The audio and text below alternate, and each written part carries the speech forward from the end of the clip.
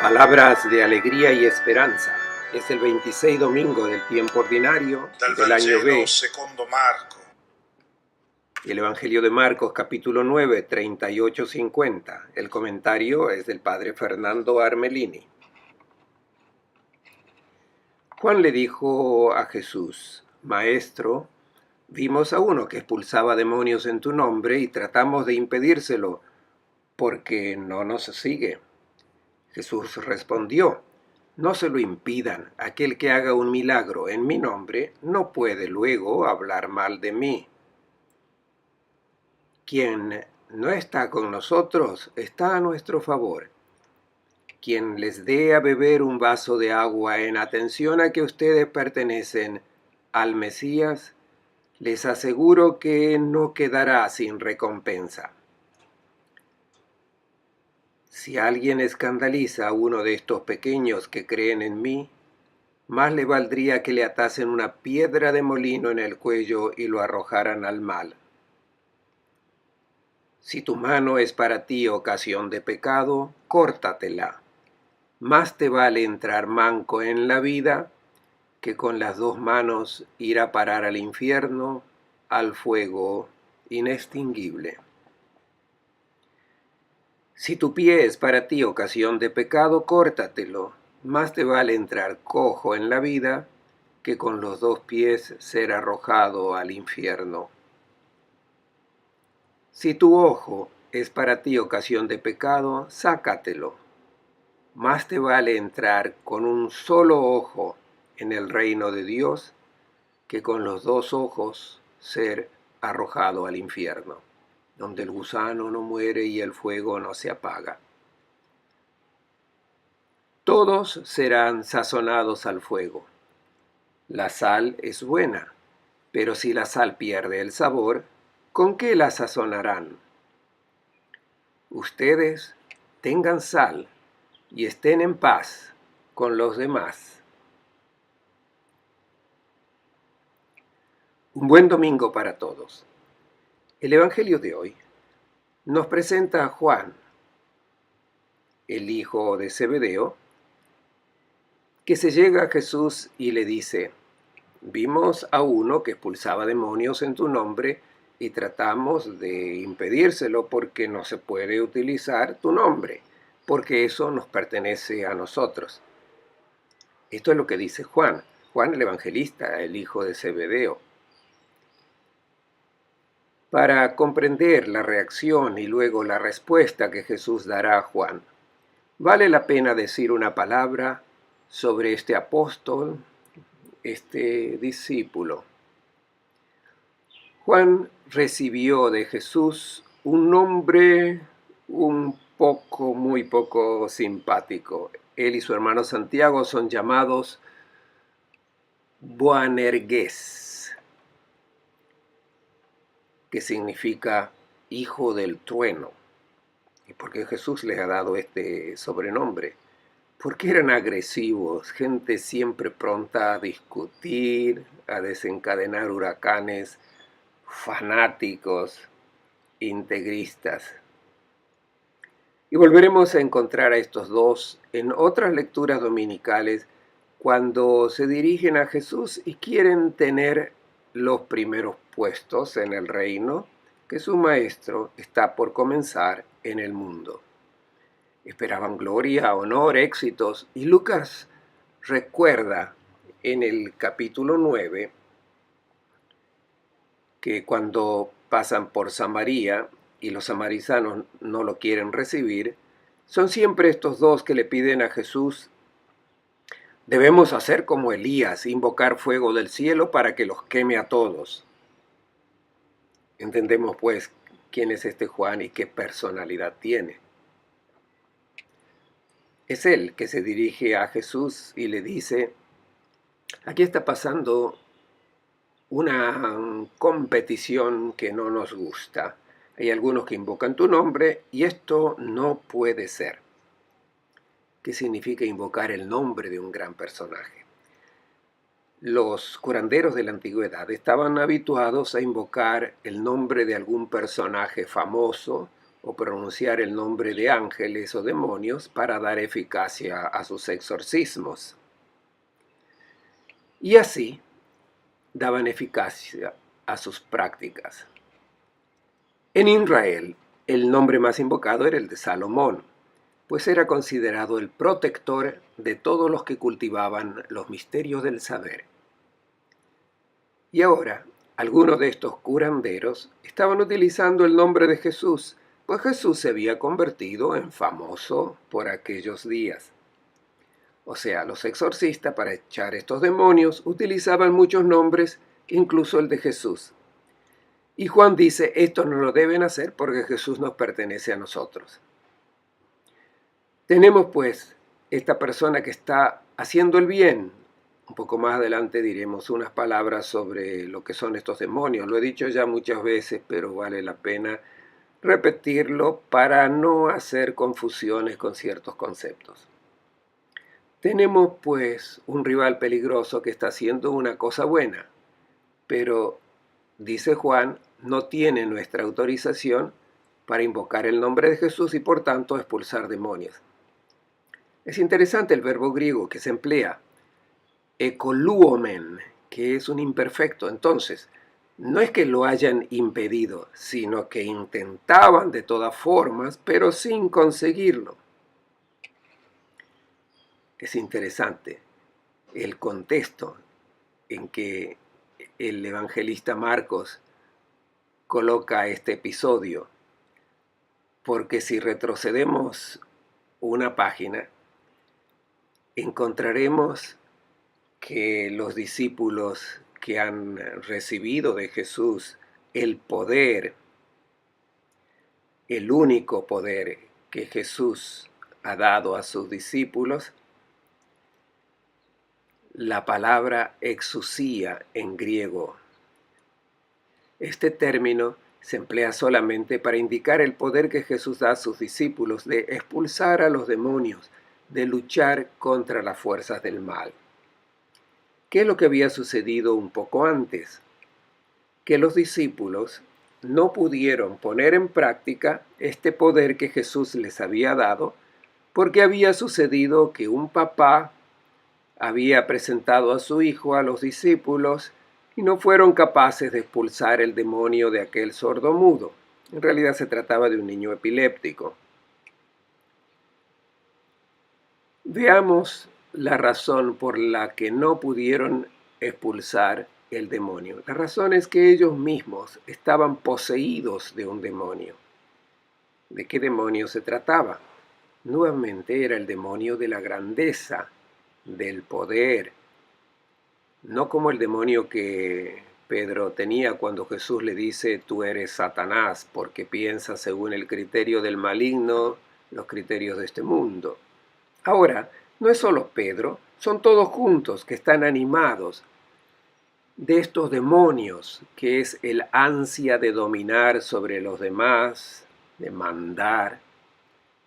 Y este demonio es muy peligroso porque se trata del protagonismo comunitario que luego lleva al fanatismo, a pensar que son los únicos capaces de hacer el bien.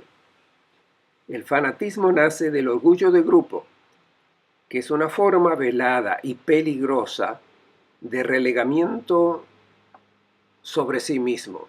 Digamos también que el fanatismo de grupo es más sutil y peligroso porque asume el aspecto de celo. Así esconde este orgullo por el hecho de que hacen algo por una causa.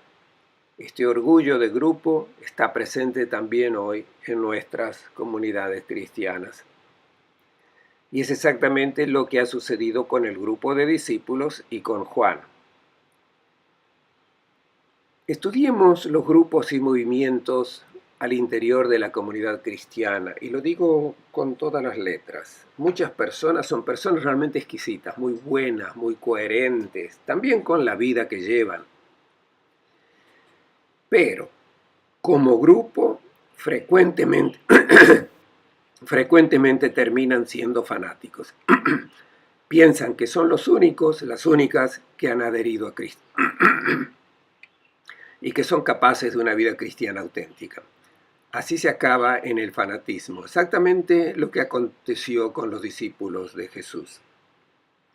Dice Juan: vimos a unos que expulsaban demonios en tu nombre y se los prohibimos.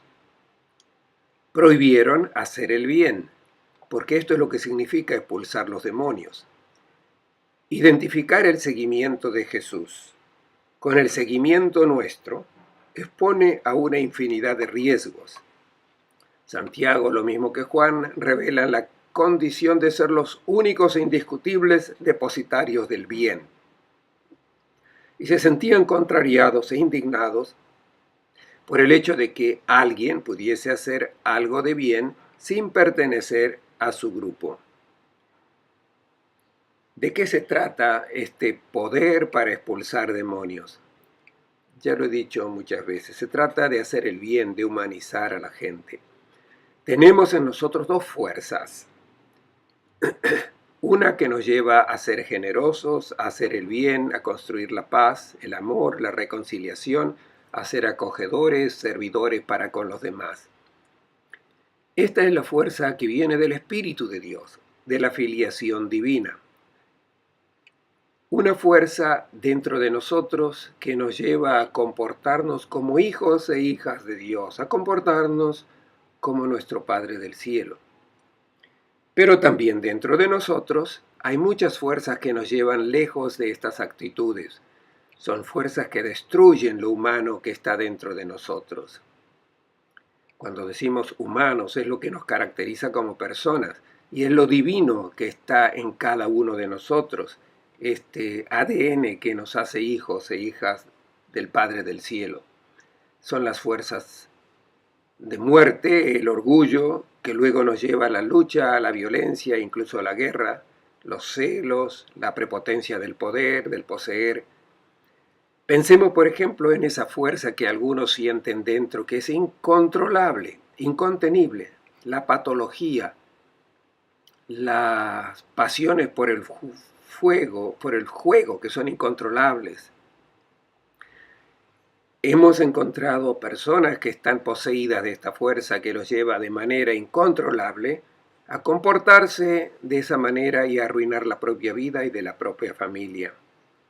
Algunos quieren expulsar estos demonios llevando a estas personas a los exorcistas. No son los exorcistas los que curan a esta gente por medio del agua bendita. Estas son las fuerzas que se oponen al Espíritu de Cristo, al Espíritu que es nuestra vida divina, nuestra filiación divina. Entonces, ¿cómo se expulsan estos demonios? Jesús nos ha dado el poder de expulsarlos. Es su palabra la que los expulsa, la oración, el encuentro con Dios, los sacramentos, el encuentro con Cristo. Y cuando recibimos la fuerza de este Espíritu, estas fuerzas que nos deshumanizan son expulsadas.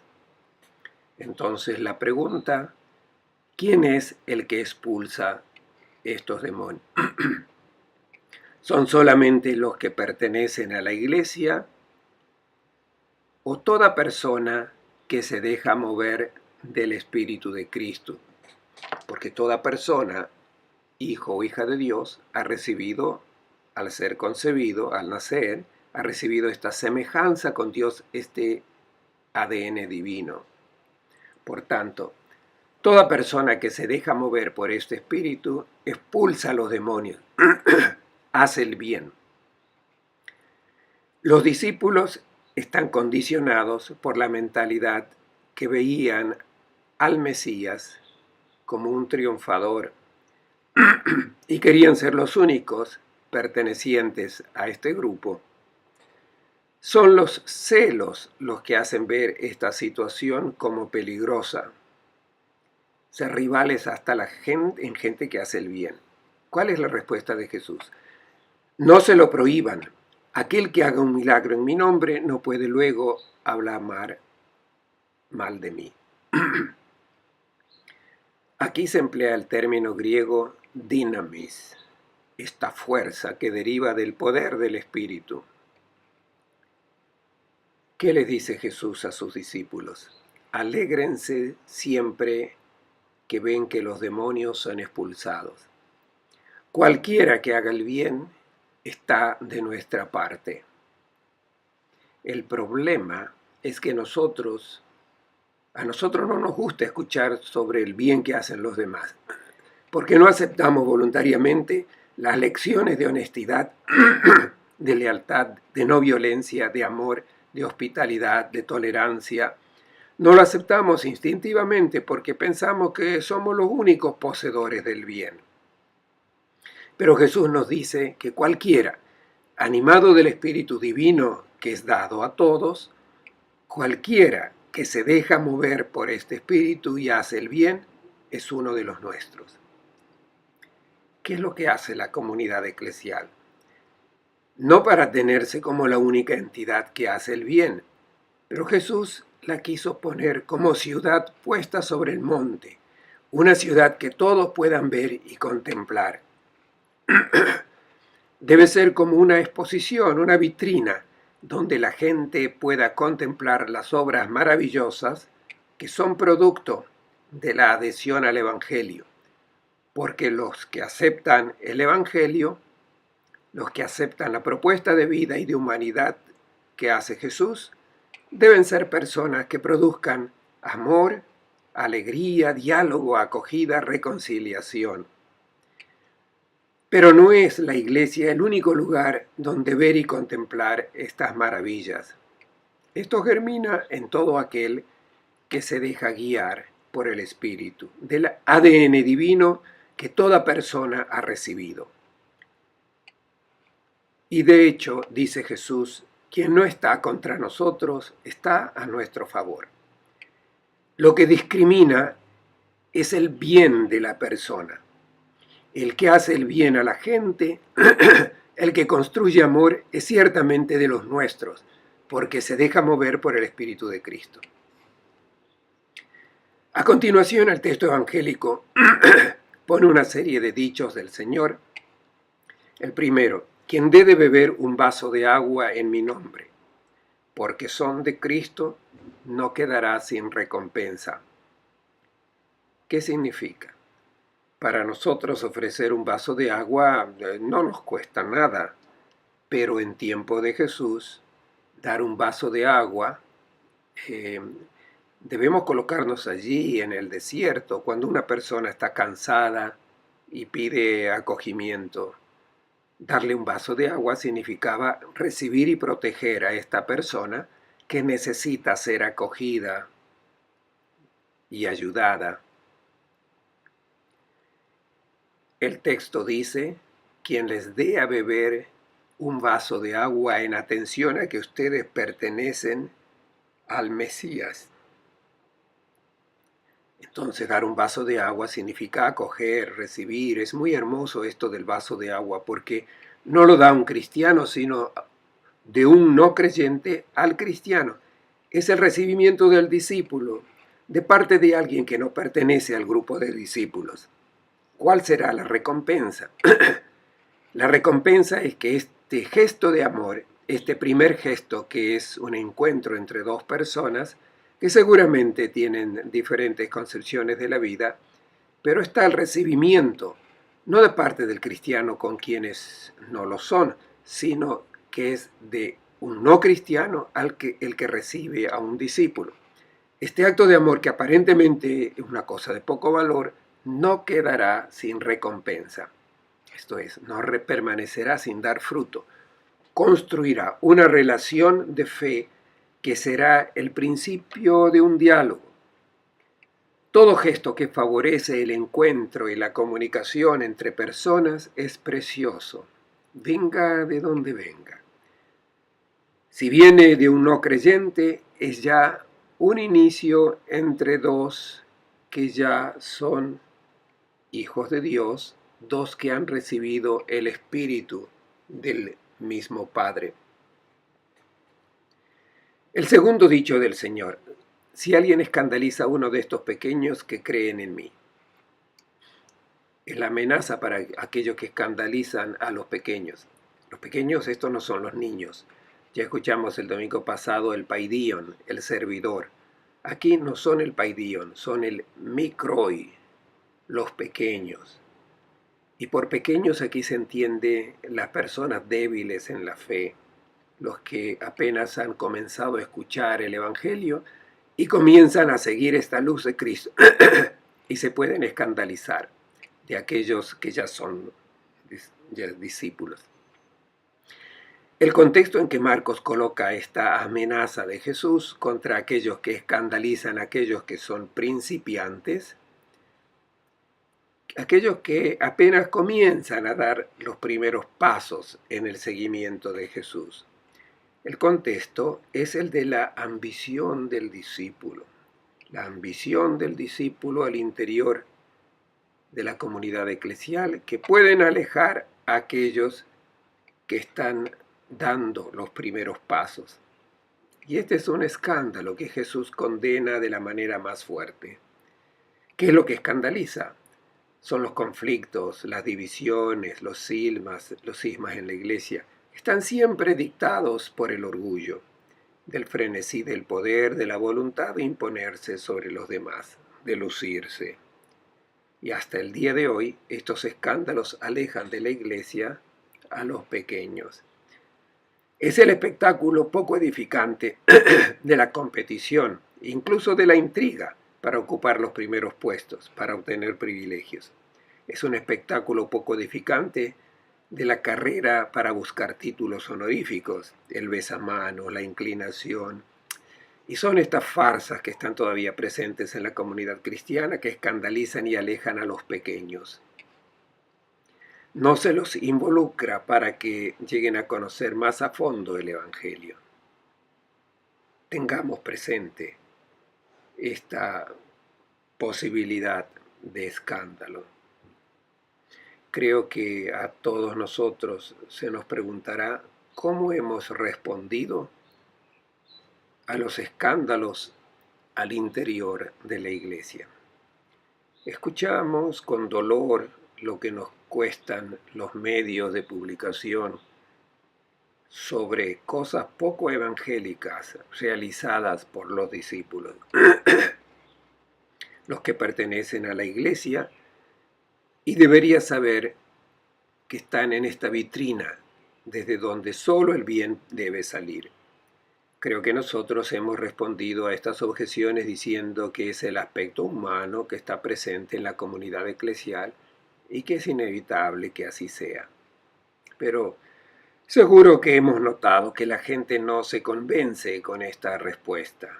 ¿Por qué? Porque la gente espera que quienes pertenecen a la comunidad cristiana se espera del discípulo de Cristo una vida diferente, porque están, como dijo Jesús, a esta ciudad puesta sobre el monte, y se espera que de allí emane una vida diferente de las de los demás mortales. Es por eso que Jesús está preocupado, que de la iglesia salgan imágenes escandalosas. Y el escándalo al cual se está refiriendo aquí es la voluntad de poder, de tener, de no ser los discípulos servidores de los demás. En el puesto del servicio generoso, alegre, la gente encuentra al interior de la iglesia gente que está devorada de la vanidad. La amenaza de Jesús: más le valdría que le atasen una piedra de molino en el cuello y lo arrojasen al mar. Se refiere a la muerte por ahogo, que era considerada por los judíos el suplicio más infame, porque era imposible la sepultura del cadáver. Y si el cadáver no era sepultado, decían los rabinos, que en el momento de la resurrección esta gente no podría entrar en la vida. Otro dicho de Jesús: si tu mano es para ti ocasión de pecado, córtatela. Más te vale entrar manco en la vida que con las dos manos ir a parar al infierno, al fuego inextinguible. Aclaremos inmediatamente el asunto de la Gehenna, infierno, Gehenna, porque algunos creen que Si la mano no se corta, se acabará en el fuego del infierno por toda la eternidad, donde está el fuego que no se apaga. Esta interpretación está muy lejos del significado que tienen las palabras de Jesús en aquel tiempo. ¿Qué era el infierno? La gehenna. La pueden ver en la imagen que puse atrás. Esta es la gehenna.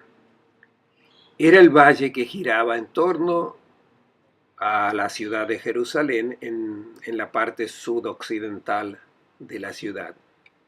Esta gehenna era el basurero de la ciudad, donde día y noche quemaban los residuos de la ciudad. Por lo tanto, un lugar nauseabundo. ¿Qué significado le daban los rabinos a esta expresión? Echar a una persona, a una vida en la gehenna, en el infierno. Los que siguen ciertos comportamientos echan en el basurero su vida. Ese era el significado de esta expresión. Ahora, como pueden ver, la gehenna hoy es un parque ameno, como pueden ver en las imágenes a mi espalda. Pero como decía, en tiempos de Jesús era un lugar impuro. Incluso excavadas en las tumbas hasta hoy se pueden ver que era un valle donde existían estas sepulturas. Y este era especialmente un lugar maldito por los profetas. La parte donde se une la gehenna con el Cedrón era el lugar que había sido maldito por los profetas, y hoy se encuentra allí el monasterio de San Onofrio, que era el lugar donde la tradición dice que se ahorcó Judas. Era el lugar maldito por los profetas porque allí se realizaban sacrificios humanos, se ofrecían los niños a Moloch, un ídolo pagano. Todo eso explica cómo la gehenna fue empleada como la imagen de la inmundicia. ¿Qué sentido tenía la expresión rabínica? Bueno, pero digamos también otra cosa, que allí al fondo, en el lugar de la piscina de Siloé, era el lugar donde se realizaban todas las actividades impuras, nauseabundas, las curtiembres, la fabricación del queso.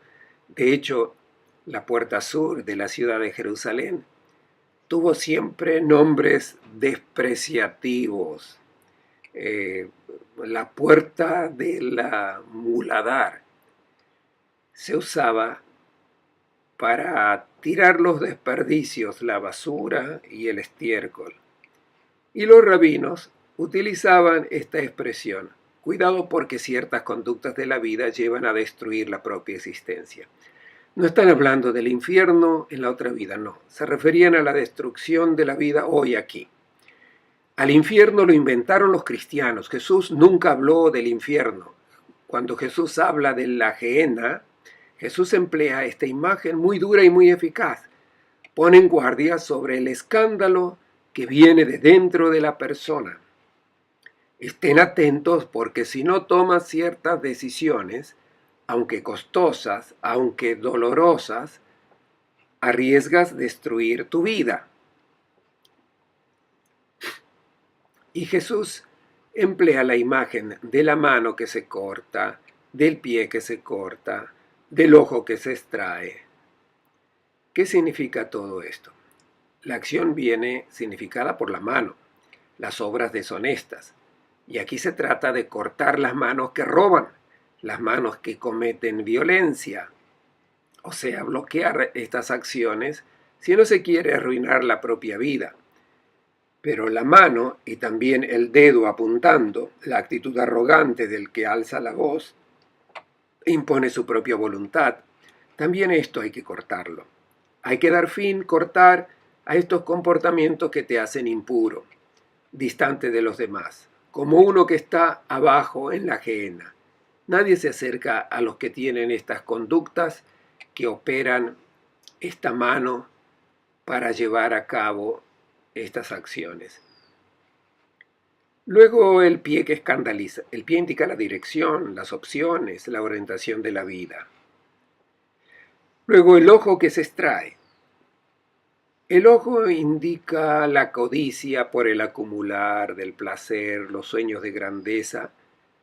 Y estos ojos son extraídos, las miradas arrogantes de los que después revela codicia por el dinero. Extrae este ojo, de lo contrario arruinas tu vida. También los ojos envidiosos, los ojos llenos de sospecha que crean situaciones insostenibles incluso dentro de la comunidad cristiana. Son aquellos que siempre ven el mal por todas partes y murmuran. Este ojo debe ser extraído para que pueda ver las cosas bellas. Se indican pues los cortes necesarios, aunque sean dolorosos, y la referencia más inmediata es el control de la sexualidad, aunque no solo esto. También hay que cortar otras también, si no se quiere arruinar la propia vida y la vida de los demás. Jesús no está hablando del infierno. Al final de nuestra vida, Dios nos recibe a todos en su casa. Es aquí donde arriesgamos arruinar nuestra vida y arrojarla en la agenda. Estemos también atentos porque de frente a la gente de este mundo, hacer estas opciones, hacer estos cortes, puede ser considerado una locura.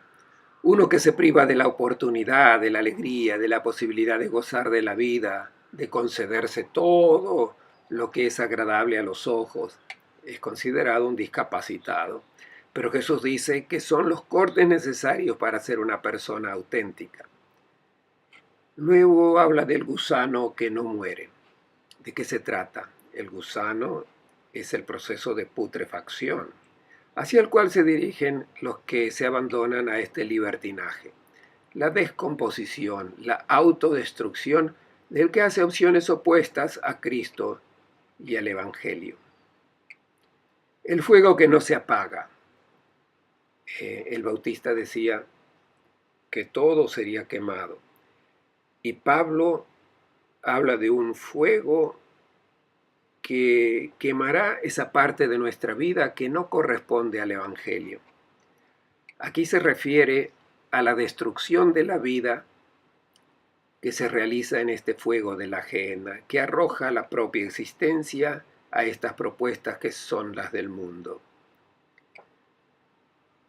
Jesús emplea palabras fuertes, pero esta insistencia sobre la seriedad de nuestra vida es oportuna. No es el anuncio de la condena de los réprobos, sino la llamada a la importancia de construir una vida según el Espíritu, según nuestro ADN de hijos e hijas de Dios. La última expresión de Jesús: todos serán sazonados al fuego. Sabemos cuál es el fuego. El fuego es el del Espíritu de Cristo, el de Pentecostés. Es el único fuego que Dios conoce. Incluso Jesús dice: vine a traer fuego en el mundo y quiere que encienda al mundo entero. Este fuego es el espíritu de la filiación divina que debe ser alimentado para que se expanda en el corazón de todos. Esta es la sal que se nos ha dado. ¿Cuál es la sal del cristiano? ¿Qué es lo que lo caracteriza? Es este fuego, es el amor, es la antiambición. Al maligno se lo puede identificar con el deseo de dominar sobre los demás. La sal del cristianismo es lo que lo caracteriza y es lo opuesto, es el servicio a los hermanos. Esta es la sal que da sabor a la comunidad cristiana. Jesús concluye diciendo: la sal es buena, es lo que nos hace reconocibles, es el servicio a los demás. Si esto falta, la comunidad cristiana pierde su propia identidad.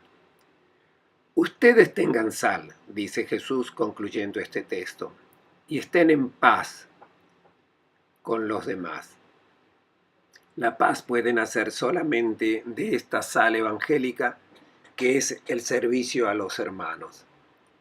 La sal con la que Dios ha salado al mundo enviando a Cristo.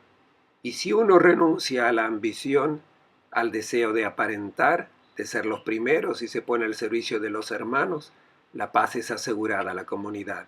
Cualquier otro empeño de construir la paz sin dejar que aparezca el servicio a los hermanos es un proyecto que no tendrá éxito. Les deseo a todos un buen domingo y una buena semana.